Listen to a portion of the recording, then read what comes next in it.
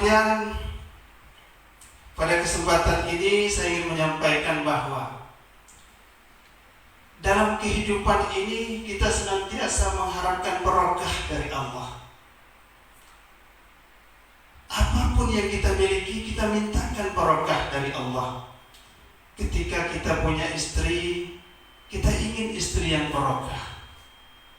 Demikian pula sebaliknya, ketika kita punya suami bagi istri, kita ingin suami yang barokah.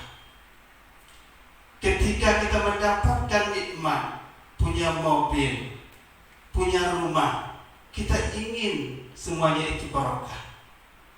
Ketika kita mendapatkan seorang anak, kita ingin anak yang barokah. Bahkan dari setiap perjumpaan kita mintakan barokah. Assalamualaikum warahmatullahi wabarakatuh. Kemudian dalam doa yang lain, Allahumma inna nas'aluka salamatan fid din wa afiyatan fil jasad wa ziyadatan fil ilmi wa barakatan fil rizki. Barakah pada rezeki. Kemudian pada doa yang lain, Allahumma ftah lana abwabal khair. Ya Allah, bukakanlah pintu kebaikan. Wa abwabal barakah, dan bukakanlah pintu barakah. Ini senantiasa kita mintakan dalam kehidupan kita. Lalu yang menjadi pertanyaan bagi kita, apa itu yang dimaksudkan dengan barakah? Barakah menurut Imam Al-Ghazali adalah ziyadatul khair, bertambah nilai kebaikan terhadap apa yang didapatkan. Kalau kita ingin istri yang barakah, kita mintakan istri yang barakah. Apa tandu dan ciri istri yang barakah itu? Salah satunya adalah ciri istri yang barakah itu harmonis, ilok hubungan dengan jiran tetangga. Itu istri yang barakah. Karena Rasulullah mengatakan bahwa apabila kamu memasak gulai, Rasulullah, perbanyakkan kuahnya. Apa maksud? Karena jiran tercium dengan gulai yang kita buat itu, kita bagi jiran kita. Kemudian kenapa kita harus berbuat baik? Karena tetangga itu ketika rumah kita kosong, dilihatnya, dijaganya. Ketika terjadi hal yang buruk dengan kita, yang cepat datang bukan saudara kita nun jauh di sana, tidak, tapi jiran tetangga. Tapi terkadang apa yang kita lakukan dengan jiran tetangga? Kita dengki, kita fitnah, ya, kita hal-hal yang buruk. Padahal Rasulullah mengatakan, wa man kana yu'minu billah falyu'zi jarahu. Barang siapa yang beriman kepada Allah dan hari akhir, berbuat baiklah kepada jiran tetangga. Istri yang barakah, ilok dengan jiran tetangga. Kemudian yang kedua, istri yang barakah itu tandanya adalah menambah keyakinan apabila ditinggalkan. Jadi kalau ditinggalkan itu yakin dan dosa wasangka. Ini terkadang kita apabila suami berangkat 2 hari, berangkat 3 hari, berangkat 4 hari dan seterusnya, istri menjadi lebih tidak menimbulkan keyakinan. Kenapa? Karena ketika suami berada di rumah, istri itu dari pagi baju itu, ya, baju daster ngecabe bawah nih, dari pagi itu, ya, sampai siang luho tuh baju, petang tuh baju, ya, tidak menyenangkan hati. Tapi ketika istri yang barakah itu ditinggal, menambah keyakinan, dipandang menimbulkan kegembiraan. Kemudian apa pula tanda istri yang barakah itu? Penyemangat bagi suami ketika dalam tekanan. Ini terkadang seorang istri ketika suami dalam tekanan malah ditekan. Ya. Suami ikut asesmen. Ya. Kemudian dia lulus asesmen itu. Apa kata istri di rumah, kayaknya bodoh nih ya, kayaknya. Tidak ada sama dengan orang lain. Kalau kekimak lagi wah padiknya. Kayak dia kayak sebodoh ini. Andai karena ketahui kayak sebodoh ini, tidak nikah dengan kayak dulu. Itu yang keluar dari mulut istri. Padahal kalau lulus asesmen, ibu kemana aluh tapak sepatunya tuh. Kenapa ibu Dewi? Kan? Tapi ini seorang istri yang tidak barokah. Kemudian suami yang barokah. Suami yang barokah ini senantiasa taat beribadah kepada Allah, baik dikala sedang bersama ataupun dalam keadaan sendiri. Dia mentang-mentang ada sholat berjamaah kultum sini rajin yang sholat, tapi setelah itu tidak ada udah itu, tapi rajin setiap saat. Kemudian senantiasa memberikan rezeki halal dan thayyiban terhadap anak-anak. Itu suami yang soleh. Kemudian kita ingin punya rumah yang barokah. Bagaimana bentuk rumah yang barokah? Rumah yang barokah itu kata Rasulullah, janganlah kamu menjadikan rumah kamu laksana kuburan. Apa itu kuburan? Sepi, sunyi. Walaupun terkadang ada rentak kudus sekali-sekali situ, tapi bukan itu yang dimaksudkan. Yang dimaksudkan di situ itu ada bacaan Al-Qur'annya, ada sholat berjamaah dengan anak istri. Ya, kemudian makan bersama sekali-sekali yasina. Ini rumah yang barokah. Kemudian kita ingin punya kendaraan, mobil-mobil yang barokah. Mobil yang barokah ini bukan terparkir beda garasi sementara kita kantor pakai Honda tidak pernah dipakai, dah dipakai untuk mencari nafkah. Kalau ada yang sakit kita antar dengan mobil. Kemudian salah satu mobil yang tidak barokah itu terparkir di kayu aro dalam keadaan mesin menyala, AC menyala, tak ada gempa, tak ada angin, tapi mobilnya bergoyang. Ini menunjukkan bahwa mobil yang tidak barokah. Kenapa? Karena ada perselingkuhan di situ. Ya, ini mobil yang tidak barokah. Jadi kita senantiasa ingin mengharapkan barokah daripada Allah Subhanahu wa ta'ala. Lalu bagaimana kita menjemput barokah itu?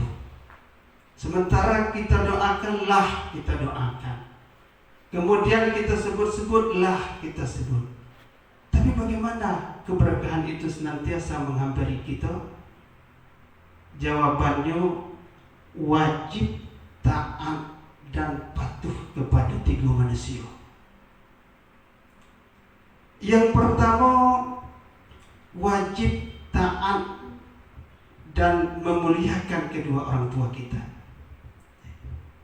Apalagi kesampaikan bahwa yang paling banyak bergaul dengan kita semenjak kita lahir sampai kita menikah itu kedua orang tua kita, terlebih-lebih lagi ibu kita.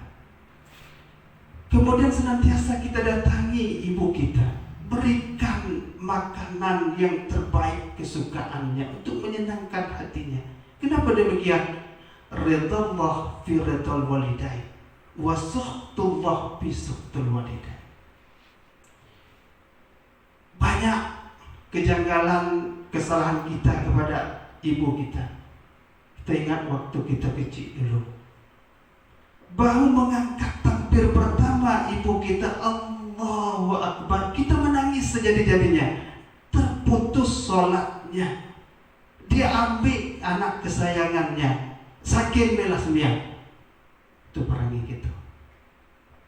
Kemudian ketika baru diangkatnya suap pertama mau makan, kita ngompol di sebelahnya. Putus, maka ditinggalkan piringnya, dibersihkan kita. Ini yang terjadi. Kemudian naik darah. Kenapa? Semalam-malam tidak tidur karena kita rewel. Maka kita harus hormat kepada kedua orang tua kita. Andaikan ibu dan bapak kita telah tiada, datangi pusaranya, mintakan doa yang terbaik kepada Allah. Ya Allah, hindarkan ibu dan bapak dari siksa kubur, jauhkan dari azab api neraka, jauhkan dari siksa kubur. Insya Allah dengan jalan yang demikian ini, hidupmu pasti akan berkah. Kena berkaitan dengan kedua orang tua, itu di samping kehidupan kita tidak berkah, ketika menghadap Allah sulit sakaratul maut kita. Dicontohkan, mungkin kita pernah terbaca sejarah Sa'labah, bukan Sa'labah,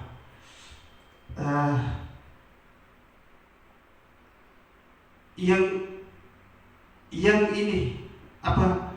Pertama sekali ketika dia datang ke pasar, ada seseorang datang ke pasar, Alqamah. Kemudian Alqamah orang yang taat kepada ibu dan bapak. Kemudian setelah menikah berubah 190 derajat. Ketika Alqamah pulang dari pasar, kemudian membawa 2 helai baju baru. Kemudian dia memberikan kepada ibunya, "Ya Bu, saya membeli baju baru untuk ibu." Ibunya gembira begitu. Kemudian ketika diberikan, ibunya telah memasang, "Oh, terima kasih nak, kau telah memberikan baju yang bagus." Tapi setelah ibunya memakai, Alqamah menyampaikan, "Maaf Bu, yang itu bukan itu ibu, tapi yang ini, yang itu untuk istriku." Tergores hati sang ibu.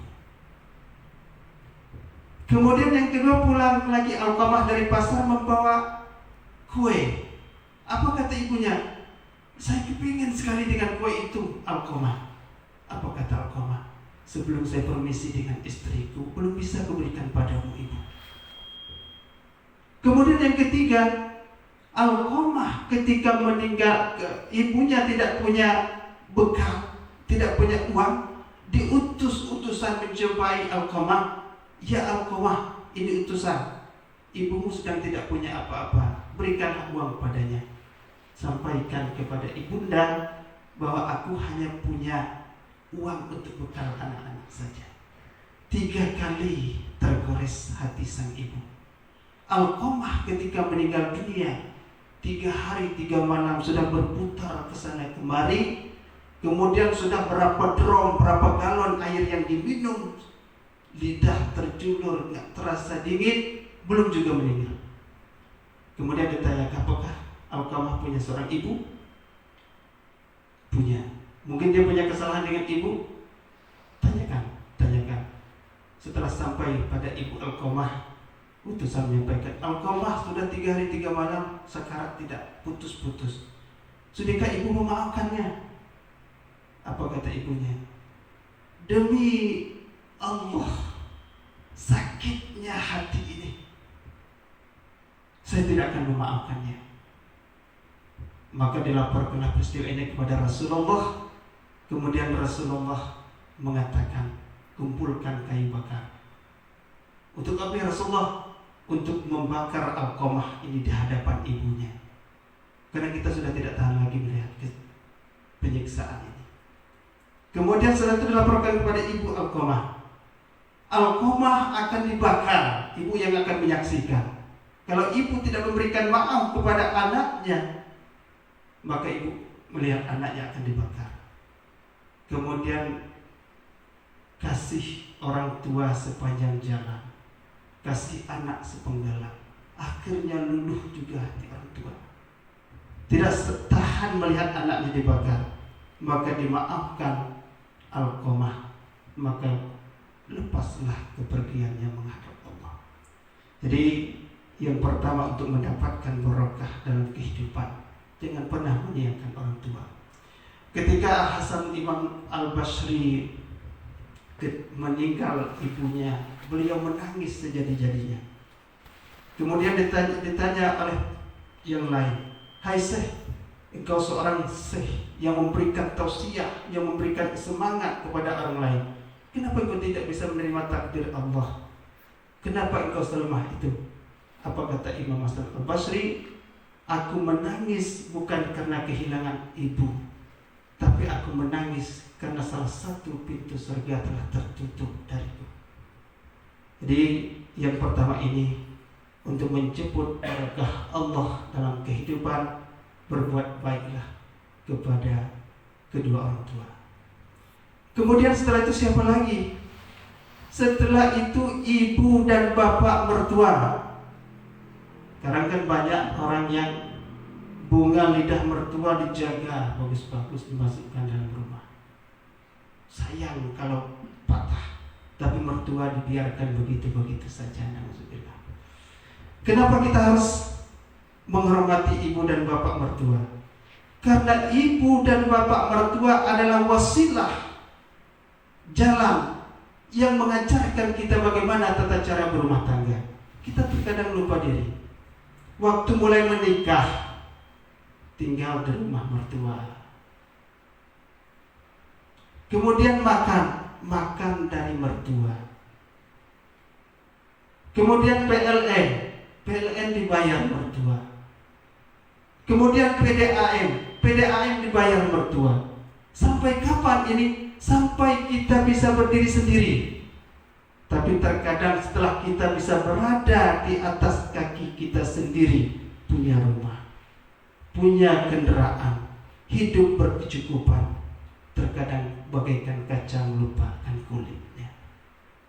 Jadi untuk mendapatkan berkah dari Allah di bulan Ramadan ini, datangi mereka-mereka ini kalau yang masih hidup. Berikan yang terbaik kepadanya. Kenapa? Karena orang tua, kedatangan kita kepadanya bukan untuk diharapkan membawa uang yang begitu, tidak. Tapi hadirnya kita di samping mereka sudah membuat mereka bahagia. Itulah yang akan menjemput berkah dari Allah Subhanahu wa ta'ala. Kemudian yang berikutnya, setelah orang tua, ibu bapak mertua, selanjutnya ibu bapak guru kita. Kenapa demikian? Karena kita bisa seperti ini. Ada guru yang senantiasa menuntun kita kepada tempat yang seperti ini. Untuk itu guru banyak. Ada guru SD kita, SMP, SLTA, sarjana, dan ada guru pengajian kita. Ini perlu untuk kita hargai dan kita hormati demi berkah. Yang tidak kalah juga termasuk guru yang sedang memberikan tausiah. Insyaallah. Mudah-mudahan inilah yang dapat disampaikan. Lebih dan kurang mohon maaf. Billahi taufiq wal hidayah. Wassalamualaikum warahmatullahi wabarakatuh.